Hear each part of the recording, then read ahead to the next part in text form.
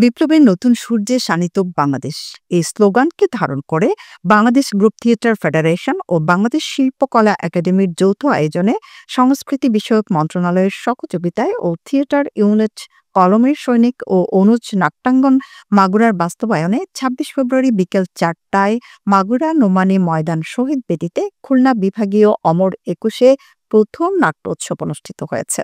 Bangladesh group theatre federation Magura সমন্বয় ও Magura theatre ইউনিটের সভাপতি শফিকুল ইসলাম শফিকের সভাপতিত্বে প্রধান অতিথি হিসেবে উপস্থিত ছিলেন জেলা প্রশাসক মোহাম্মদ ওহিদুল ইসলাম।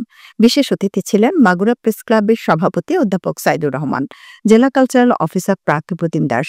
উদ্বোধক হিসেবে উপস্থিত ছিলেন Bangladesh group theatre federation Khulna বিভাগীয় সাংগঠনিক সম্পাদক মোহাম্মদ শরীফ খান। এ সময় drama circle Narail theatre unit Magura, কলমের সৈনিক মোহাম্মদপুর এবং অনুপ নাট্যাঙ্গন মাগুরা নাট্যদলের সদস্যরা নাটক উপস্থাপন করেন। পরে নাট্যদলের মাঝে ক্রেস্ট বিতরণ করা হয়।